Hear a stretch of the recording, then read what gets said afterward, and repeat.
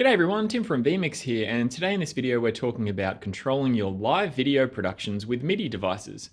vMix supports a lot of different devices for production control like keyboard and mouse, MIDI devices, Stream Decks, X keys, Xbox controllers, just to name a few. And today we'll be talking about MIDI.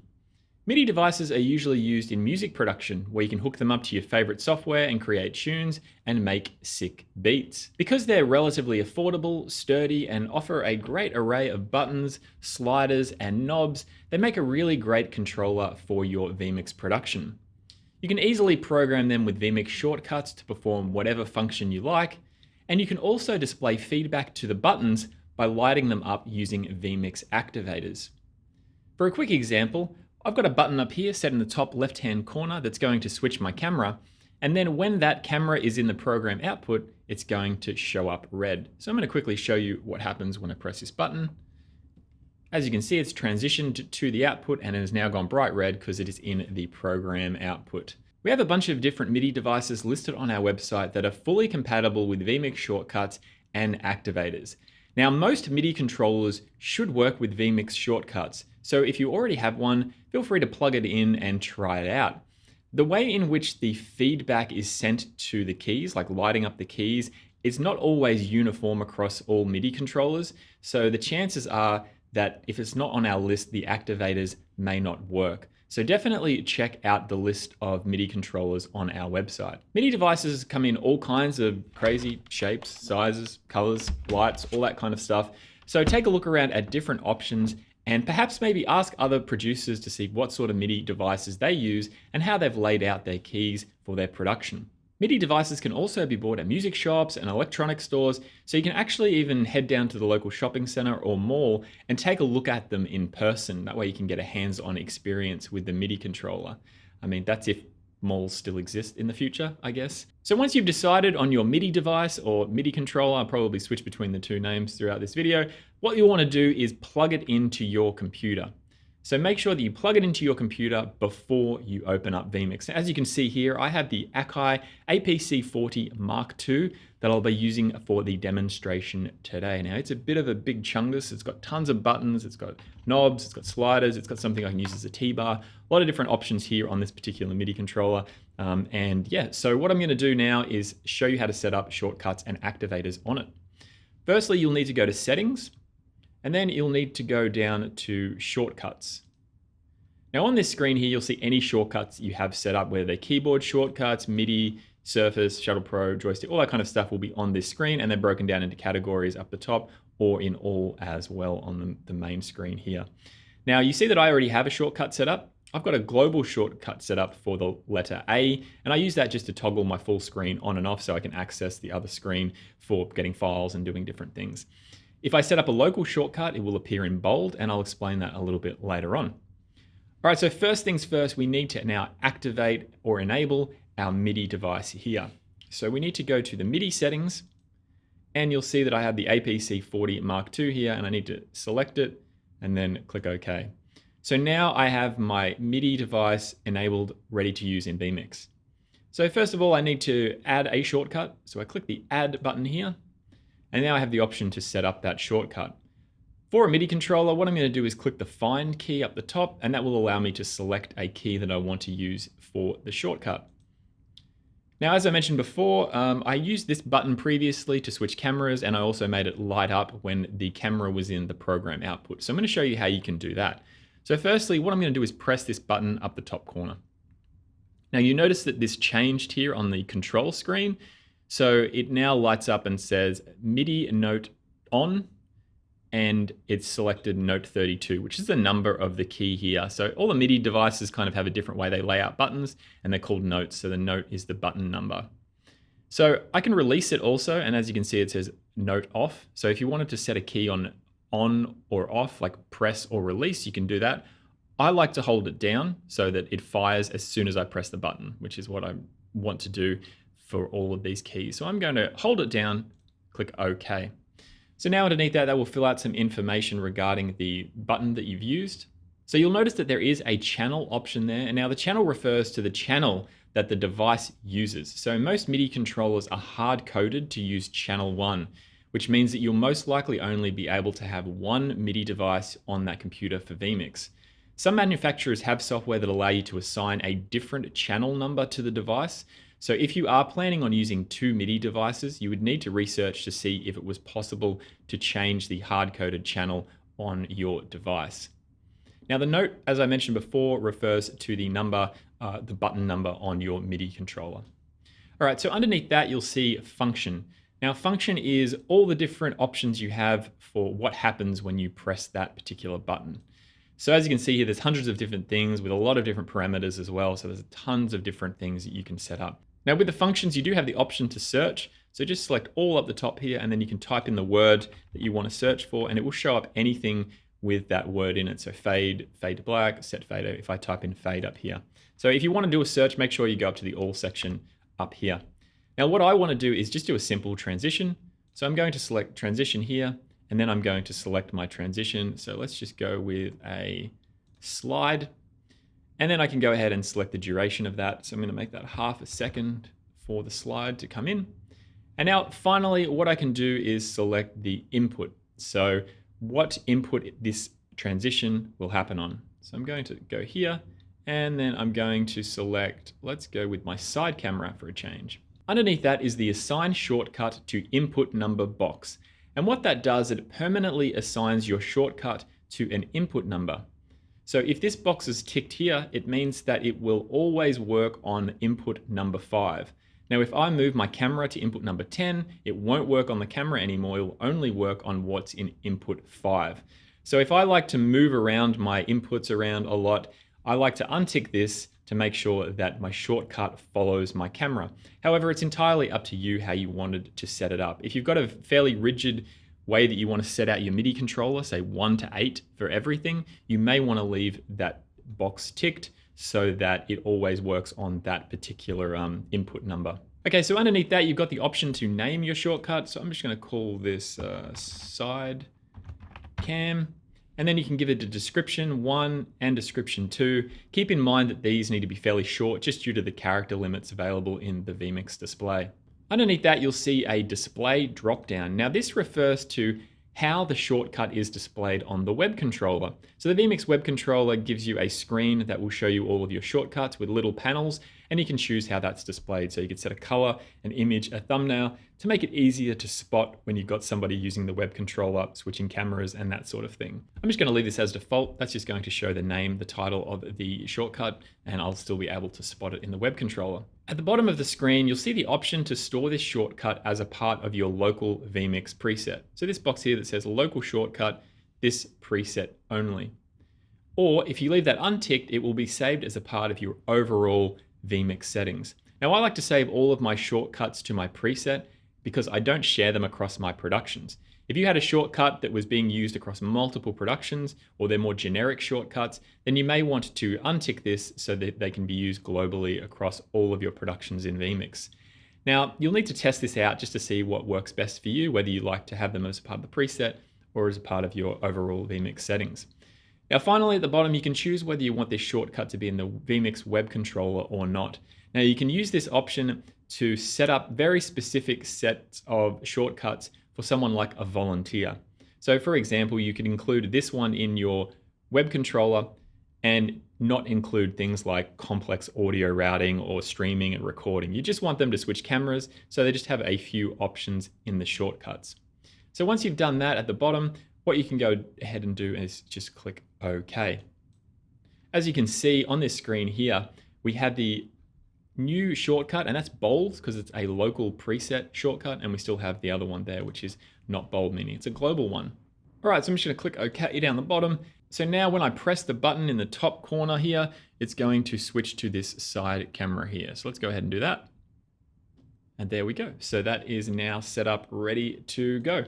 Now what I'm going to do now is show you some of the other shortcut settings. So we'll go back into settings here, go to shortcuts. Now you can edit a shortcut by double clicking on it, making the changes, clicking OK.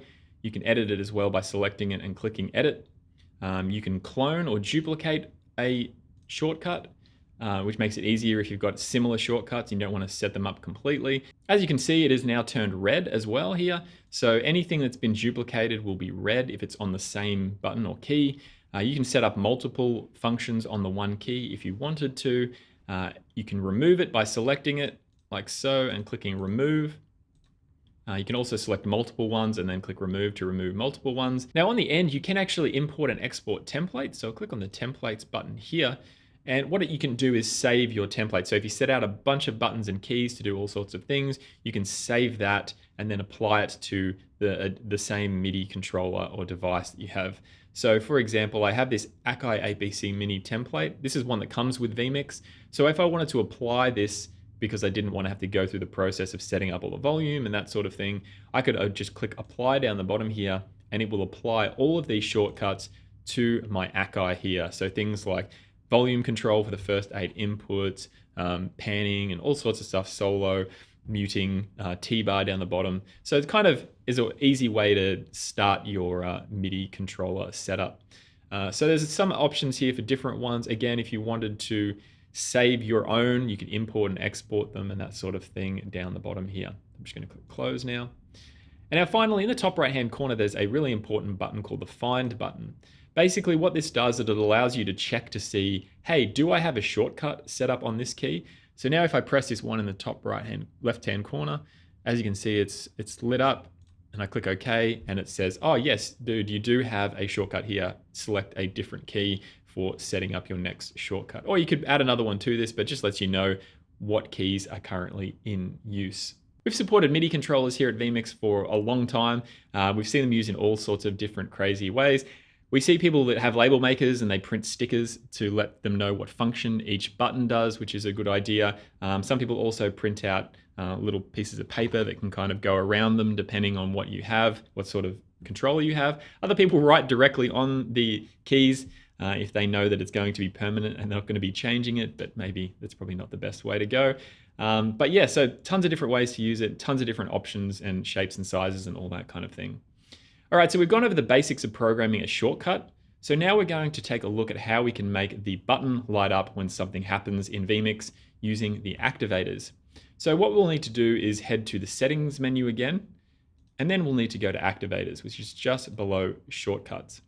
Now, first things first, you will need to enable the device. So we'll go over here, enable our APC Mark II, and then we'll click OK down the bottom. Now, what you'll need to do is go ahead and click Add to add a new activator. Now, this process is pretty similar to the shortcuts, but it's just a little bit different in some small ways.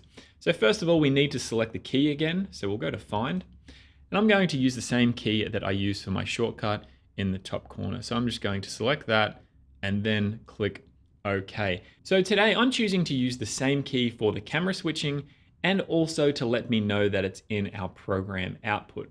Now you can set this up however you like. They don't have to be linked in any way like this.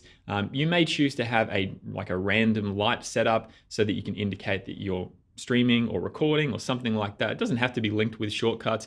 I like to do it this way for things like switching and overlays. So I use a button for the shortcut to switch to it, but then the same button to light up to let me know that it's in use. So that's how I'm doing it today. So the next thing that we'll need to do is select the event on which the activator works.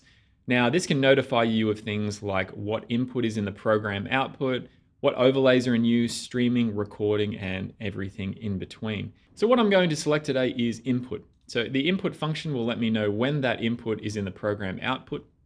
So then I need to select what input that is. And if you remember before, we selected the side cam. You'll see that there is also another tick box here that says assign activator to input number. And so I'm going to untick this because I want to follow it around. I want it, no matter where the side cam goes, I want the activator to work with it. So that's the same way that I set it up for the shortcut. Now, again, if you were setting out your MIDI controller to be, say, 1 to 8, and you always wanted those numbers to be like that, what you would do is you would tick this box here, and then that way the activator will always work with whatever's in that number. Now, this is different to the shortcut. So by default, this is unticked on shortcuts, but it's ticked here. So just keep that in mind. Next of all, we need to select what type of key we're using, or what type of device we're using for that. So from the drop down here, you'll see all different types of devices and brands of different keys and that sort of thing. So I've got the Akai APC40 Mark II here, and I'm using the LED button. So I'm going to select it. And now, because this device is super fancy, it's got all of these different color combinations that I can select for my button. So I'm going to select this red one here. So when my camera is in the program, it's going to go bright red.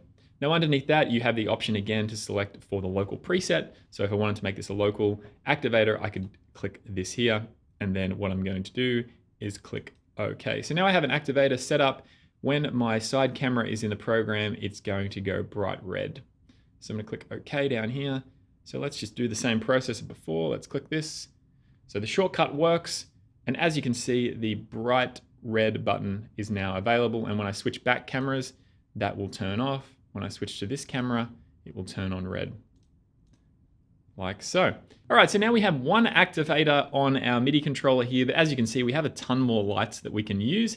Now, we can set a default color, so we could set a color for all these keys, or maybe we could set a default color just for a row. So maybe we want to use the top row for our cameras, and we want to color code that, let's say, brown. So now I'm going to show you how you can set a range of buttons to show a default color.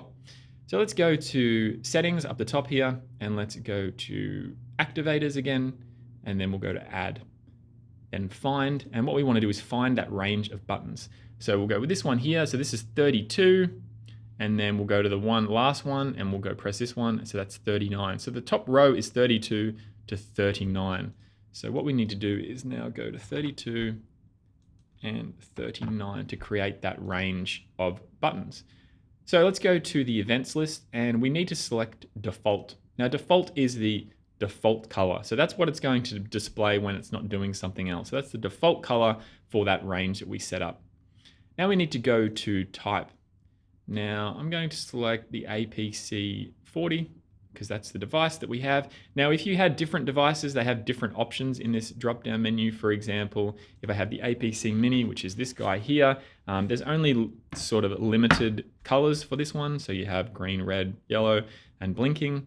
That's why I've selected the APC Mini, APC 40 today, because it's got tons of different colors. So what did we say? We're going to do this brown. Let's find a nice brown color here. And then I'm just going to make this a local preset. And when we click OK, that row should light up brown now. So as you can see, I now have a brown row of keys at the top, which I'm going to be using for cameras 1 to 8.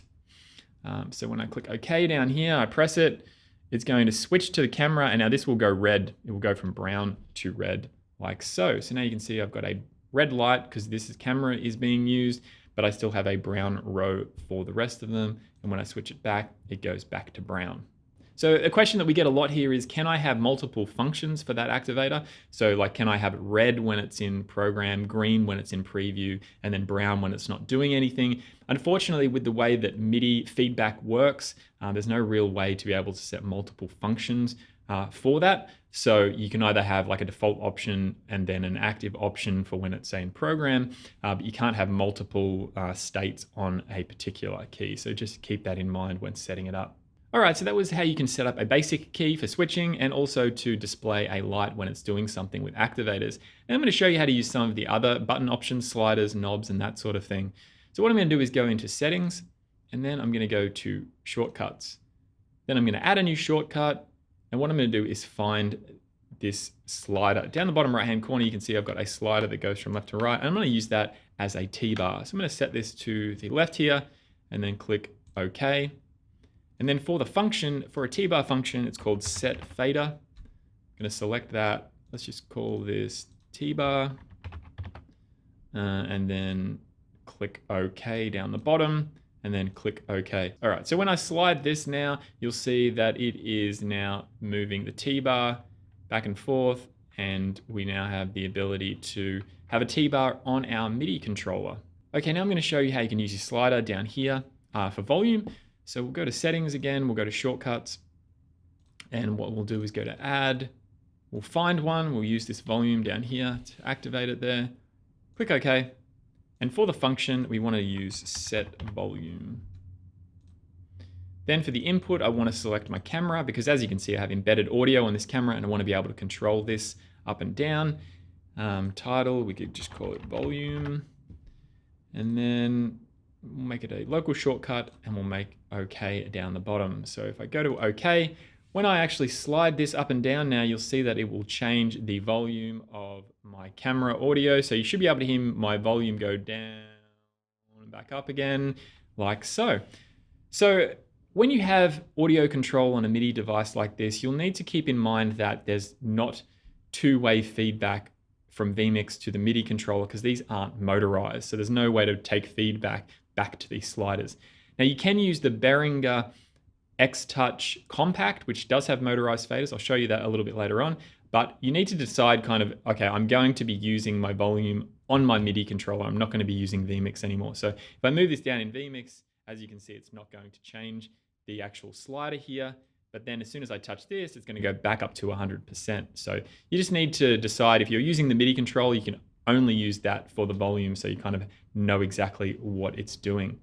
Now, there are other options for this. So for example, I have some knobs up the top here, and these knobs can actually be used with feedback, so with activators. So I'll show you how you can set that up. So I'll go to settings, and then I'm going to go to shortcuts. And what I'm going to do is I'm just going to edit this because I want to use the same set volume function. So I'm going to go edit. And now what I'm going to do is find this knob in the top corner here. So let's go ahead and find this knob here. Click OK. Set volume, that's the function we want. We want it on the camera. And then we want, yes, we're just going to leave all this the same and then click OK. Now you'll notice when I use this knob now, it's going to adjust the volume in the vMix. Now you will see that on the MIDI controller now that the lights do move on the MIDI device, and we can now set up activators to correspond that with vMix. So at the moment when I move this down, it's not changing the lights, but we can set up activators to do that. So we'll go into settings, activators, add, let's find this up here, click OK. And now for the event, what we want to do is set up input volume. So that's going to associate the volume levels in vMix to those lights. Camera, that is the one that we want. Now for type, what we want to do is select fader. And I don't want to assign that to the number. And then I'm going to click OK, and now OK. So now when we move it in vMix, those lights should actually go down. So let's try that out now. As you can see, as it's going down, the light's going up. So I'm actually able to get feedback to that. So if you were setting up volume for something like that, that might be a good option as opposed to using the sliders. Again, entirely up to you how you set all of this up. So not all MIDI devices and controllers are created the same. This one here does have a lot of different options that you can use. Some are a lot more simple with just with buttons. So it really depends on what you wanted to kind of set up each thing to do. Now, if you don't have sliders and knobs, you can probably set up buttons to maybe do 25, 50, 75% volume as opposed to sliding and that sort of thing. Again, you can use MIDIs for, PTZ control in the replay and that sort of thing. So you could set up a jog shuttle for these type of wheels and that sort of thing with MIDI as well. But now I'm going to quickly show you how to use the motorized faders on the X-Touch Compact. So this is the X-Touch Compact here from Behringer, and it does have motorized faders on the audio and that sort of thing. So you can actually hook this up with direct feedback on these sliders. Now this isn't an audio interface, so you can't actually plug microphones and everything into that. It's just a MIDI controller with motorized faders and sliders. So now I'm going to show you how you can set that up. So we'll go into settings and then we'll go to shortcuts. Let's just check that it's active. Now what I'm going to do is just edit this one here for set volume like we had before. I'm going to edit this and then I'm going to find the key like so. Now these are a little bit weird. They have touch sensitivity. They have all sorts of stuff going on. So that's just going to be note 1 and I'm going to make sure that that's right and then click OK. Now everything else is set up how it was before. So set volume for my camera audio and then I'm going to click OK down the bottom here. Now what I want to do now is just test that out. So we'll go OK. And so this should, as you can see, it's changing the camera volume in the bottom corner when I move it. Now we need to set up an activator to make that motorized function work. So we'll go to activators, and then what I could actually do is go to input volume, that one we set up before. We'll edit this one. We'll go to find. We'll make sure that we use the same option here. So note 1, and then go OK. And everything else should be the same. Input volume, camera. Fader is what we want. as the type, and then, yep, click OK and OK. So now when I adjust my camera audio, it should automatically motorize that no hands. So let's see how we go. There we go. So that's how you can set up the X touch with the volume. And so you can kind of have motorized faders, so you can bring that. So that's pretty cool. Again, these are a lot more expensive than your regular MIDI controllers, so just keep that in mind if you're looking at them. MIDI devices are a great way to simplify your production, and they give you complete control. Now, you don't have to set it up like a traditional switcher. You can fully customize what shortcuts and activators are used, so you can build out your own custom control option.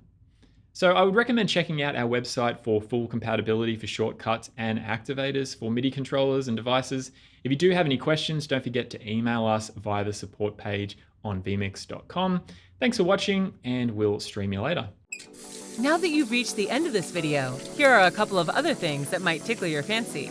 If you like to keep up to date with vMix videos, don't forget to subscribe to our channel. For a free 60-day trial of vMix Pro, head over to vmix.com.